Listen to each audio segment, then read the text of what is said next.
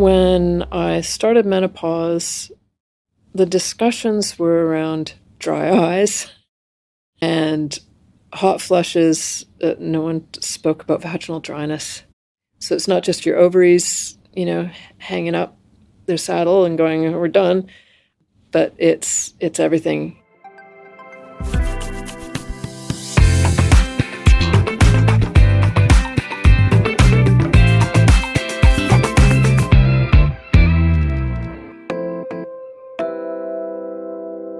Welcome to It Can't Hurt to Ask, the podcast where we answer all your health and wellbeing questions. My name is Katie, and today's episode is all about menopause and how its symptoms can impact your relationships, whether that be with your partner, friends, or even work colleagues. Plus, we'll also be diving into how menopause can affect relationships, intimacy, and the best ways to navigate this phase together. Joining me today is our regular guest, Brisbane-based endocrinologist, Christina.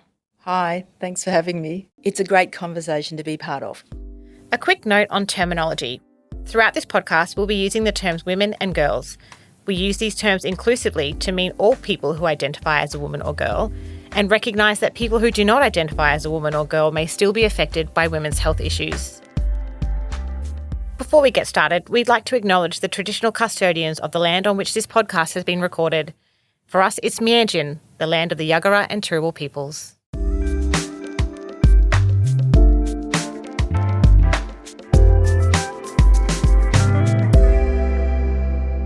So we know that menopause for some women can bring some physical and emotional changes. So for those women, how do those symptoms potentially affect their relationships, whether romantic relationships or otherwise?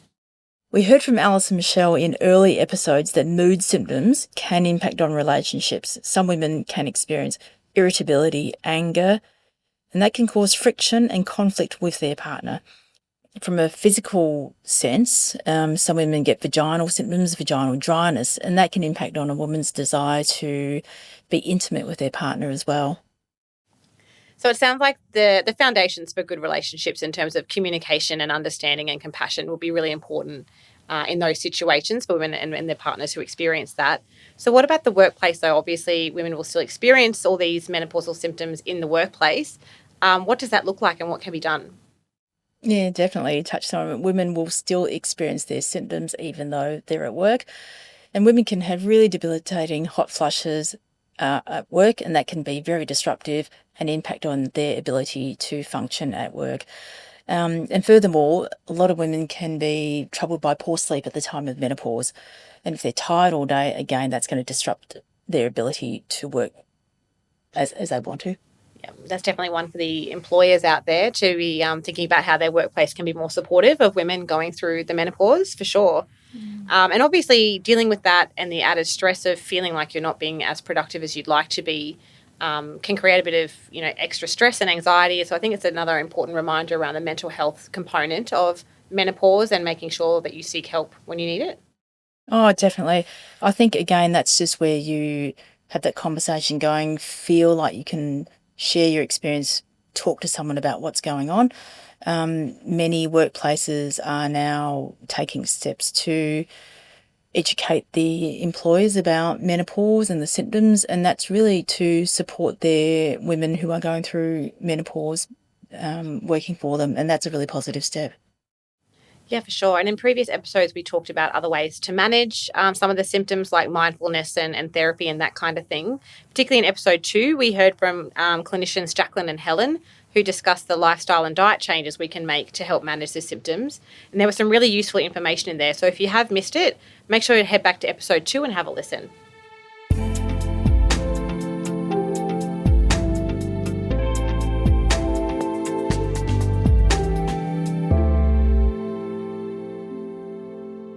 Before we continue, we have a trivia question for you, our listeners. Is it possible to become pregnant during perimenopause? Stay tuned for the answer because we'll give it to you right at the end of the episode. And if you're enjoying the podcast, don't forget to subscribe and leave us a review because it will help others to find us.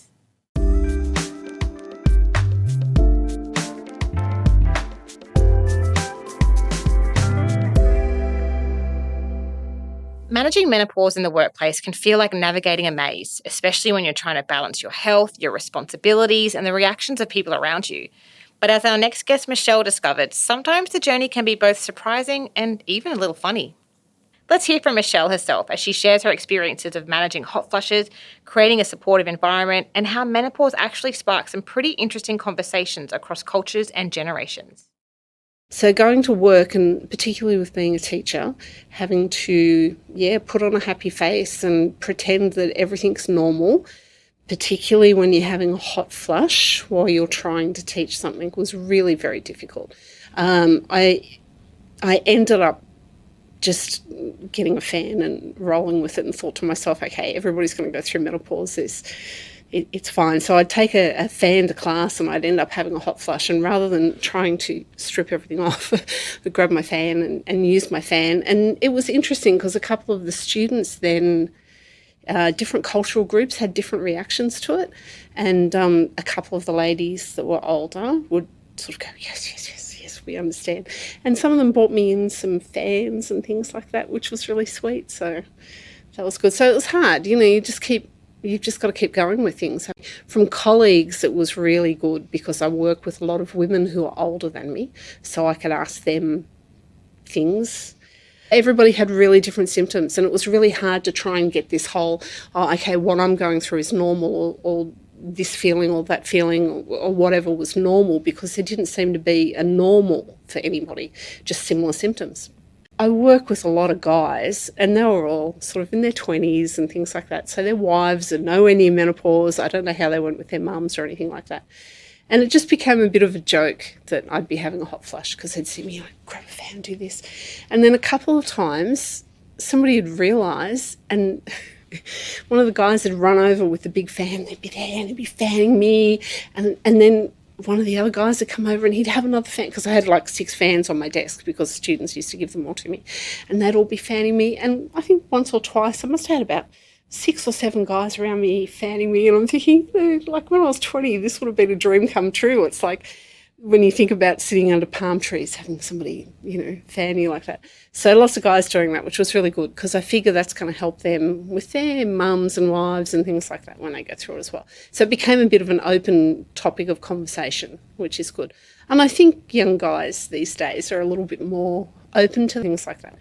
I've noticed at work culturally big differences between different cultural groups. African ladies are open about it and they just laugh and go, oh yes teacher, oh yes, and have a big giggle about it, whereas the Asian ladies were all bringing me in fans.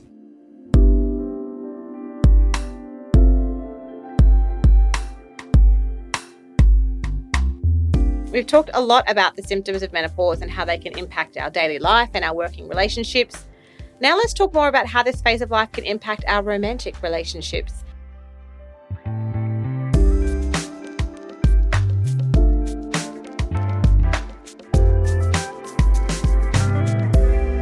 In a moment, we'll hear from Heather, whose menopause journey began in her late 30s and included a hysterectomy at 40 because of endometriosis. She moved to Australia with her wife more than 20 years ago. Together, they've navigated menopause, health challenges, and caring for their ageing parents. Heather shares how open communication helped them support each other throughout all these changes. Let's hear from Heather. Hi, I'm Heather, and I'm 56 years old. My perimenopause journey, more like a roller coaster, started, I think, probably when I was in my late 30s. And I had to have a hysterectomy when I was 40 because of endometriosis. I think I'm in a unique situation in that I'm gay and I've always been out. But I have a wife, an Australian wife. I moved here just over 20 years ago with her and was welcomed very warmly by her wonderful family. That was 20 years ago.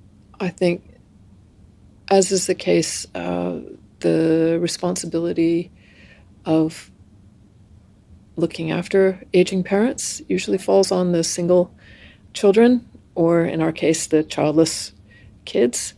So it's us gays doing a lot of the work. I mean, the rest of the family pitches in, but they also have kids to look after. So they've got a lot of big responsibilities. So we take on those responsibilities. And so our life together is pretty busy. she's also had to have surgery because of precancerous cells. So she's been thrown into early menopause as well and didn't recognize the symptoms. And neither one of us did, because my symptoms were radically different from hers. So here we are. She's in the same boat as me, a few years later. And she's just starting to get the hot flashes and the night sweats and all of that jazz. Plus with the hysterectomy, I think it's probably sped up some of her symptoms. So we're working hard on a relationship to maintain our relationship amidst the caretaking, the jobs that we're doing, and then our own health, making sure our health is good. So I wish there was more awareness about people in our situation, but there isn't. So we kind of have to write our own script through this. Thanks for Heather for sharing her story. And it's a touching one, noting the difficulties that it's had on her relationship with her wife. Heather also shared with us a practice she's been using for many years to help manage the symptoms of menopause and the daily stresses in her life. So let's hear about that. I'm not a spiritual person in the context of, I'm not religious, but over the last 10 years, I've developed a meditation practice. And it's got some Buddhist foundings, but it's also rooted in psychology. And at first, I thought I was doing it to help me get through my PhD and working as an academic, because it was quite a stressful job. But I soon realized that it helped a lot with menopause and the symptoms that I was experiencing, just being able to regroup and ground myself. So it's a practice I maintain daily. And I often say to my wife, I'm just a little bit stressed out here. I got to go do meditation. And then she knows I'm not actually taking a nap, and I'm going and whacking on my headphones and often hanging out with the dog on my lap. And we both just sit there and just bring ourselves down. I use guided meditations, and it's incredibly helpful. So, Christina, it's fascinating, isn't it, the wide-ranging benefits of meditation? We've touched on it in earlier episodes around mindfulness and meditation and its benefits. But for me personally, I think what I would like other people to know if they're thinking about trying it, whether it's for managing menopause or whatever it is, it does take practice, right? It's something you have to practice. It doesn't come naturally necessarily at first. But I would definitely recommend people keep trying and keep going with it, because it can be really beneficial. I think everyone's different, obviously, and I think Heather's done really well. She's found a means of coping, of managing her symptoms through meditation. It's working for her and she's practicing it. So I think good on her, and it's great. Yeah, you're totally right, Christina. And just to add, if you are new to meditation, Queensland Health has a series of guided meditations and soundscapes that you can either watch on YouTube or listen to on your favourite podcast streaming platform. Just search Mindland by Queensland Health.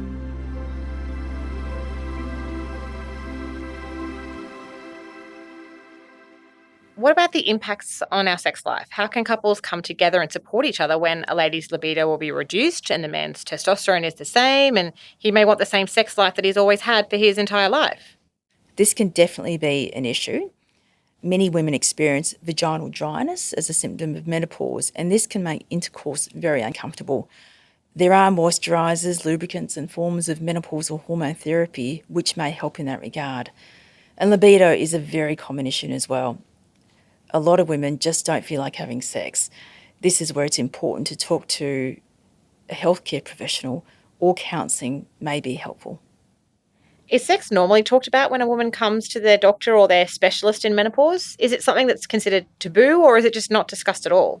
No, it's not taboo. I mean, when women see doctors specifically about their menopausal health, it depends on largely what symptoms they have.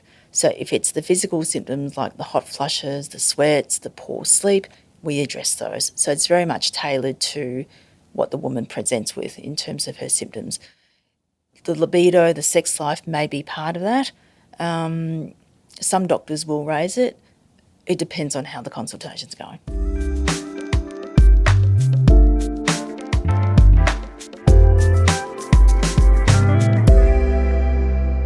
And before we wrap up, the answer to today's trivia question is yes, it is possible to fall pregnant naturally during perimenopause. Fertility is lower, however, you can get pregnant if you are sexually active. So it's a good reminder to use your chosen form of contraception if you don't want to fall pregnant and are going through perimenopause or menopause. Christina, for those looking to make lifestyle or dietary changes to manage their symptoms, what's the best place to find reliable information? Should they start doing their own research, or do you think it's better to speak directly with their doctor or healthcare professional? I think a good starting point would be some websites. I'm going to put in a plug for the Australasian Menopause Society. There's some fact sheets there which talk about diet, lifestyle management. I think, again, coming back to the individual approach, it's always good to talk to your doctor about what your needs are, what your dietary requirements are. Osteoporosis is a big problem around the time of menopause potentially, and we always like women to get lots of calcium in their diet, and that's just one example. So I think talking to your GP might recommend you see a dietitian if necessary, but that's a good starting point. Yeah, it's all about going to trusted sources of information, right? There would be a lot of misinformation around lots of health conditions out there, so make sure you always go to a trusted source or your healthcare professional.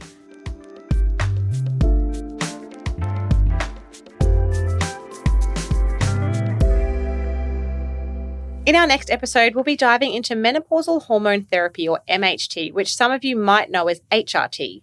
For years, there has been a lot of myths and misunderstandings around MHT, and we're here to set the record straight. We'll talk about how far the treatment has come and highlight the real benefits that so many women have experienced. Some say MHT has even saved their lives by helping them reclaim their quality of life. If you've been curious or you're unsure about MHT, this is an episode you don't want to miss. If you want to find out more about relationships and strategies to help manage them, we'll be discussing this after our episode on MHT. A big thanks to Christina for joining us again today, and to the team at Queensland Health for making this podcast possible. We'll see you next time on It Can't Hurt to Ask.